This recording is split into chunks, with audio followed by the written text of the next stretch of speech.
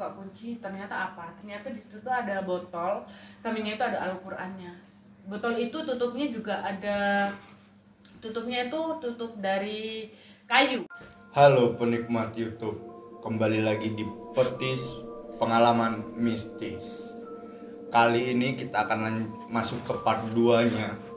Bagi kalian yang belum lihat part 1-nya, langsung lihat part 1 dulu baru lihat part 2-nya. Dan bagi kalian yang belum klik tombol subscribe, langsung klik tombol subscribe supaya kalian tidak ketinggalan video-video berikutnya dan nyalakan loncengnya pastinya.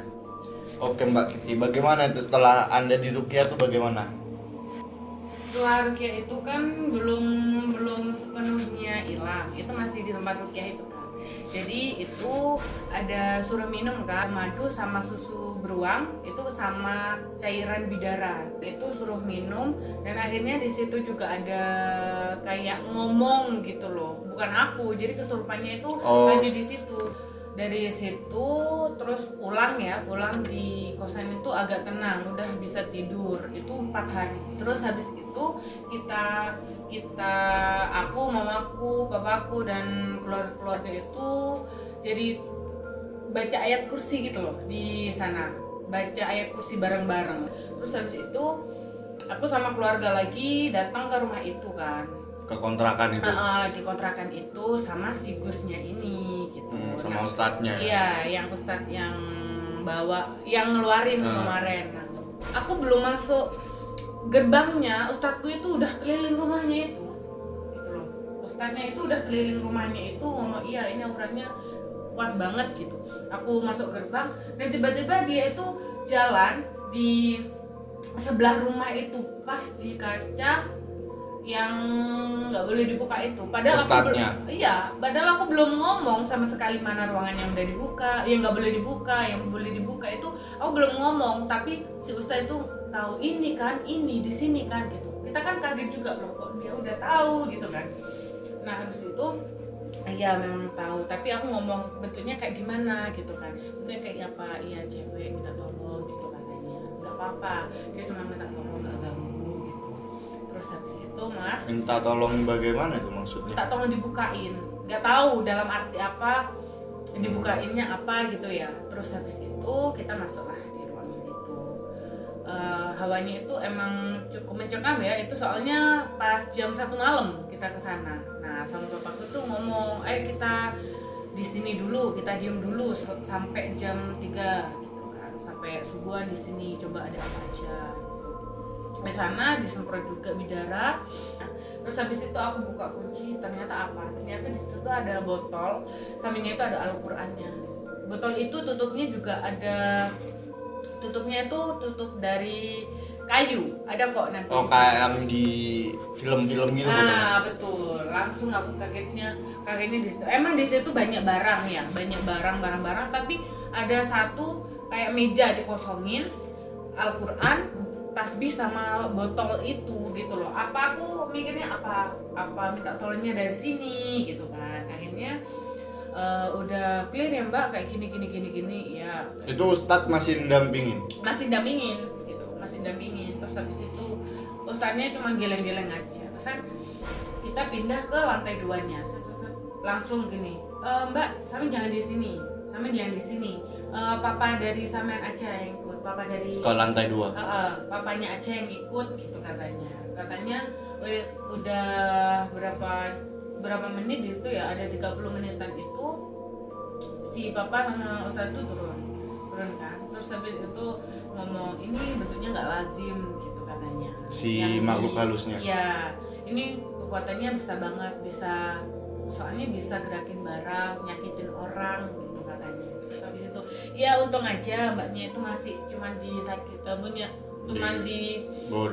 digodain aja di wastafelnya yang tiba-tiba kebuka gitu. Ya alhamdulillah saya masih dilindungi sama Allah gitu kan. Terus habis itu ngomong, iya nggak lazim, bisa nanti sama pingsan kalau tahu gitu. Ini gimana, mau dihilangin atau langsung oper kontrak? Jadi aku ngomong iya. Seketika itu ada juru kuncinya rumah itu. Aku ngomong iya, saya oper kontrak, saya kembalikan kuncinya dan uang saya harus kembalikan. Soalnya saya belum ada seminggu di sini gitu loh. kan wajar kan. Jadi si narasumber juga nggak mau, katanya nggak mau mbak, kalau barang udah dipegang nggak boleh dikembalikan lagi gitu. Akhirnya aku sama keluarga juga ngejualin lagi kan, oper kontrak lagi ya. Oper kontrak itu belum ada seminggu soalnya nggak boleh dikembaliin lagi. Tapi itu rumah sudah dihilangkan dari maksudnya makhluk halusnya sudah diusir belum? Belum. Aku nggak nyuruh ilangin. Buat apa? Soalnya kan aku juga nggak bakal nempatin itu. Aku kesini karena cuman pengen tahu dalamnya ada apa aja toh. Terus habis itu pas ada orang berkontrak si juru kunci itu barulah buka ngomongan.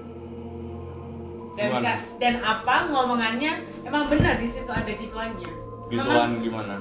Rumah itu rumah lama itu ditinggal pemiliknya ke luar negeri gitu katanya. Terus habis itu dikasihlah penjaga namanya Bang Ganjam. Di situ ada 4, 1, 2, 3, 4 setiap sisinya beri di bawah. Bisa sama. Terus habis itu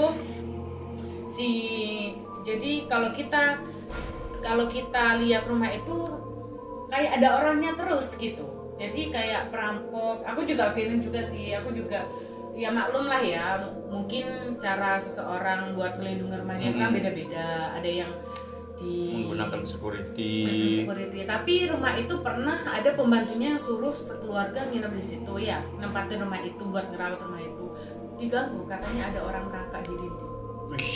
Katanya gitu. Akhirnya 2 hari di situ nggak kerasa. Itu 2 hari loh, padahal cuma 2 hari. Padahal itu sama keluarganya, suami, anak-anaknya gitu. Terus habis itu si narasumber juga ngomong, itu narasumbernya sendiri, juru kuncinya sendiri yang ngomong kayak gitu. Emang mbak, maaf ya, di sini tuh pemilik juga ngomong. Pemilik sama juru kunci itu beda loh mas. Iya. Pemiliknya ada di sana, juru kuncinya yang dipasrahin gitu loh. Orang yang dipasrahin untuk untuk merawat rumah. Saya ngomong juga pas aku diganggu itu ngomong kan, ini mbak ini diganggu apa dulu gitu katanya. Gak diganggu apa dulu, soalnya di gerbang ada, bangku ganjilnya ada 4 gitu, di gerbang juga ada gitu, katanya kakek yang ngomong. Nah habis itu kalau di rumah itu katanya dia nggak tahu menau soal ruangan itu gitu, nggak tahu menau. Katanya juga juru kuncinya ngomong juga, iya pemilik juga pernah mbak digituin gimana? Pemilik itu malah fisiknya yang dilukain sama itunya, sama makhluk halus. Iya, fisiknya katanya pas tidur tiba-tiba dijambak gitu. Terus habis itu kayak tiba-tiba ada di lantai gitu-gitu. Terus habis itu kayak pernah adu argumen, diusir nggak mau karena lebih duluan dia daripada si pemilik gitu. Baru buka bicara. Karena ngomong, kalau kayak gitu bapak kok nggak ngomong dari awal sama saya, dan saya ngomong apapun kok bapak ngomong halah nggak mungkin gitu pak gitu. Menutup-nutupi karena takutnya aku takut, tapi sekarang aku udah oper kontrak baru dia buka suara gitu. Dan bahkan yang aneh lagi itu pemiliknya tuh ngomong, mbak kalau awalnya kan aku udah curhat sama mbak, aku diginiin, terus habis itu sama si pemilik itu ngomong juga gini, coba mbaknya kasih nasi sama telurnya harus digoreng setengah mateng dan nanti dipasrahin ngomong di situ, saya pemilik baru rumah ini, penghuni baru rumah ini maksudnya, dan penghuni baru di sini kenalan gitu kan, berarti udah ada apa-apanya mas kalau nyuruh kayak gitu kan. Makanya dari situ saya mikir juga mungkin kayak gini itu cara seseorang buat melindungi rumahnya gitu loh. Dari situ udah oper kontrak kan, dan aku juga udah oper kontrak rumah itu ada sepasang suami istri ya, lihat-lihat katanya. Terus habis itu si suami istri itu tahu, si ibu-ibu itu aku temenin survei rumah ya, katanya gini, mbak kok ada anak kecil di situ gitu katanya, mbaknya punya anak udah, kata warga setempat. Enggak, katanya ibu itu pas aku survei rumah itu. Ibu itu kan cari rumah kontrakan, aku itu survei, nemenin survei gitu loh. Itu kan masih 1 tahun buat aku, masih milikku kan. Nah di situ ngomong, iya hawanya udah, saya berdiri dulu mas, saya itu loh ngomong muterin rumahnya itu ya, tanah itu diambil dicium, ini tanah kuburan mbak gitu. Enggak, saya enggak jadi gitu. Ada 3 orang udah nolak dengan alasan yang sama gitu.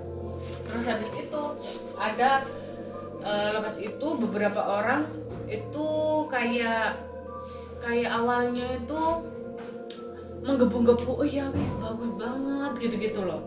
Bagus banget, itu kan memang perumahan bagus ya, rumahnya juga bagus banget, dan di situ itu kayak apa ya, kayak ada sesuatu hal yang buat narik perhatiannya orang gitu loh untuk melihat rumah itu. Bener. Terus habis itu kalau orang udah survei pasti ngomongnya ada yang kayak mbak, kayak ada anak kecil deh mbak, bau apa sih gitu. Terus habis itu akhirnya itu dapat sama suami istri, dan aku kaget banget. Mereka katanya juga, padahal mereka tuh udah ngadain selamatan ya. Kalau aku kan 4 hari baru ada selamatan, baru mau rencana mau selamatan. Nah si suami istri itu masuk langsung ada selamatan gitu loh mas. Jadi aku sih feeling mungkin orang ini bakal betah gitu ya, nempatin rumah ini gitu. Soalnya kan udah ada selamatan dari awal, mungkin karena aku juga nggak selamatan gitu ya aku mikirnya, dan itu nggak ditempatin sama orangnya, sama orang yang berkontrak. nggak ditempatin itu mungkin karena ambil barang-barang atau nginep sehari. Itu pun lampu nggak pernah dimatiin, pintu nggak pernah ditutup, semua buka suara juga. Papaku juga ngomong auranya itu emang aura surem gitu kan. Suremnya itu setiap aku ganti lampu itu masih kelihatan bener-bener gelap gitu loh, meskipun sudah lampunya nyala. iya, meskipun lampunya itu udah tak ganti wattnya yang besar, itu tetap aja gelap gitu, auranya itu kayak gelap gitu. Jadi dari situ kita itu udah benar-benar pasrah ya, semoga kejadian ini nggak keulang lagi. Dan untuk teman-teman yang mau ngontrak, khususnya buat nanti kalau ada new normal, anak-anak mahasiswa atau anak-anak kerja, jadi kalau kalian ngontrak itu harus tahu bibit bobot bebeknya dulu, dari rumah itu kapan terakhir kali ditinggalin, dari sudut manapun gitu. Dan paling penting itu sebelum masuk ke kontrakan harus ada selamatannya gitu. Setelah tapi sudah bersih ya setelah lepas dari kontrakan itu? Alhamdulillah selama nggak menginjakkan kaki di situ nggak ada lagi teror, gangguan mistis yang lain-lain gitu, nggak ada. Oke guys, kalian boleh percaya atau tidak kepada cerita ini. Jadi kalian harus bisa mengambil pesan-pesan yang terkandung dalam cerita ini, dan jangan lupa klik tombol subscribe-nya yang terpenting ya. See you in the next video.